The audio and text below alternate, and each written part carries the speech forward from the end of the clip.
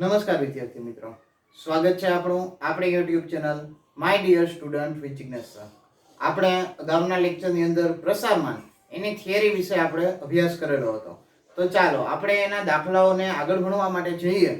તો આપણને એક રકમ આપેલી છે કે 10 વિદ્યાર્થીની ઊંચાઈ સેમીમાં નીચે મુજબ છે. તે પરથી પેલું વિસ્તાર અને સાપેક્ષ વિસ્તાર શોધો.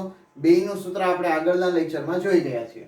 તથા ચતુર્થક વિચલન અને ચતુર્થક વિચલનાંક શોધો. એટલે વિચલન અને વિચલનાંક બંને શોધવાનું છે. એટલે આપણે આગળના લેક્ચરમાં જે 4 સૂત્ર લખ્યા હતા નોટની અંદર, પાકા ચોપડામાં સરસ રીતે ઉતારી ચારે 4 સૂત્રનો ઉપયોગ આપણે આ લેક્ચરની અંદર કરવાનો છે. સાથોસાથ આપણને એમ આપેલું છે કે જો માપપટ્ટીની ખામીના કારણે દરેક વિદ્યાર્થીની ઊંચાઈ 2 સેમી વધુ નોંધાયેલી હોય, એટલે કે જે કંઈ મેજરમેન્ટ છે, મેજરમેન્ટમાં કંઈક ભૂલ આવી છે, એના કારણે દરેકની ઊંચાઈ કેટલી છે? 2 સેમી વધારે. 0 થી ચાલુ કરવાનું હતું એની જગ્યાએ 2 થી ચાલુ થતું હોય છે, નીચેના કંઈ ઊંધેડું ખાઈ ગયું હોય છે, એવું બની શકે. તો ચતુર્થક વિચલનના સાચા મૂલ્યો શોધો એવું આપણને કીધું છે. તો એક વસ્તુ ખાસ યાદ રાખવાની, મેં અહીંયા જે રકમ લીધેલી છે એ રકમ ડાયરેક્ટ ચડતા ક્રમમાં ગોઠવીને લીધેલી છે. જો તમારી પાસે આડાવડા ક્રમની અંદર રકમ હોય તો તમારે પેલું કામકાજ કરવું પડશે, જે કાંઈ અવલોકનો છે એ અવલોકનોને શેમાં ટ્રાન્સફર કરવા પડશે? ચડતા ક્રમમાં ગોઠવવા પડશે. તો પેલા અવલોકનોને બધાને ચડતા ક્રમમાં ગોઠવી દીધા. ચડતા ક્રમમાં ગોઠવવાનો બીજો બેનિફિટ શું મળે કે ચડતા ક્રમમાં ગોઠવતા સૌથી પહેલા સૌથી નાનું અવલોકન આવે અને સૌથી છેલ્લે સૌથી મોટું અવલોકન આવે. તો આ જે છે સૌથી નાનું અવલોકન હોવાના કારણે આપણે એને XL તરીકે ઓળખીએ છીએ. આ સૌથી મોટું અવલોકન હોવાના કારણે આપણે તેને શેના તરીકે ઓળખીએ છીએ? XH તરીકે ઓળખીએ છીએ, કે સૌથી નાની ને સૌથી મોટી કિંમત. તો બસ આપણે એટલું જ જોતું હોય છે કે વિસ્તાર માટે XH - XL 170 માંથી 150 જાય તો કેટલા બચે? 20 બચે. ત્યાર પછી આપણે બીજું માપ શોધવાનું કીધું છે સાપેક્ષ વિસ્તાર. સાપેક્ષ વિસ્તારનું સૂત્ર છે R/XH + XL. તો R તો આપણે અહીંયા 20 મળી ગયા, તો 20 એના છેદમાં 170 + 150. 170 + 150 કરો એટલે 320 આવે. 20 ભાગ્યા 320 કરતા જવાબ કેટલો થઈ જાય? 0.0625 થઈ જાય છે.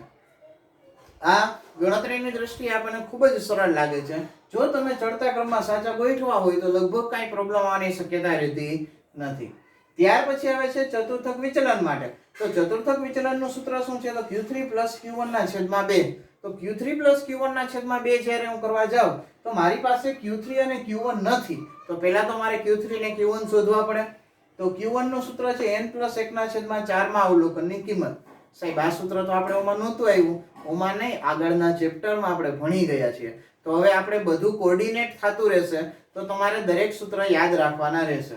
તો 10 કિંમત છે, ટોટલ n એટલે 10 છે, એટલે 10 + 1/4 એટલે 11/4 2.75 માં અવલોકનની કિંમત. તો 2.75 માં અવલોકનની કિંમત કેમ શોધાય? તો બીજું અવલોકન પ્લસ 0.75 કૌંસમાં ત્રીજું માઈનસ બીજું. બીજા અવલોકનની કિંમત આપણી પાસે છે 152 એટલે 152 + 0.75 કૌંસમાં 153 - 152. બાદબાકી કરો ને એક હારે ગુણો એટલે જવાબ આવી જાય 152.75. ત્યાર પછી શોધવાનું આવે Q3 = 3 કૌંસમાં n + 1/4 માં અવલોકનની કિંમત. તો n + 1/4 માં અવલોકન એટલે કેટલા છે? 2.75. નો ખબર પડે તો અહીંયા આપણે શોધેલા જો, ઈ ડાયરેક્ટ લખી નાખવાના.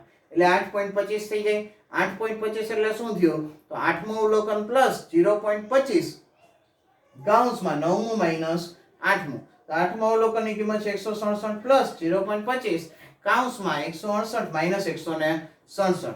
બાદબાકી કરો એટલે જવાબ બચે 0.25. 167 માં 0.25 ઉમેરવામાં આવે એટલે જવાબ થઈ જાય 167.25. બંને આપણને Q3 અને Q1 બેની કિંમત મળી ગઈ. તો હવે આપણે ચતુર્થક વિચલન એટલે કે QD નું સૂત્ર મૂકવાનું. QD = Q3 + Q1/2. તો કિંમત મૂકો 167.25 - 152.75 ભાગ્યા 2 એટલે 14.5/2. તો જવાબ કેટલો આવી જાય? 7.25. ત્યાર પછી ચતુર્થક વિચલનાંક શોધો. તો Q3 - Q1/Q3 + Q1.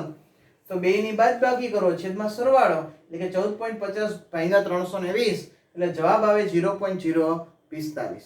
તો આપણે ચારે ચાર કિંમત મેળવી લીધી, પરંતુ આપણને દાખલાની અંદર એક કીધું છે કે માપપટ્ટીમાં કંઈક ભૂલ છે ને બધાની કિંમત કેટલી છે? 2 વધી ગઈ છે.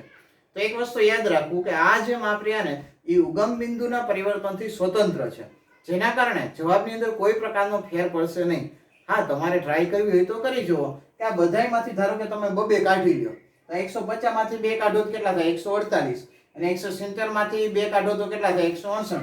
અહીંયા વળી પાછી બાદબાકી કરશો તો 20 જ આવશે. એટલે કે એમાં કોઈ પ્રકારનું પરિવર્તન આવી શકતું નથી. આ વિડીયોના ડિસ્ક્રિપ્શન બોક્સની અંદર આના પ્રેક્ટિસના દાખલા પેડા એટેચ કરેલા હશે કે જેથી આપ ઘરે બેસીને ખૂબ જ સારી રીતે પ્રેક્ટિસ કરી શકો. ધન્યવાદ.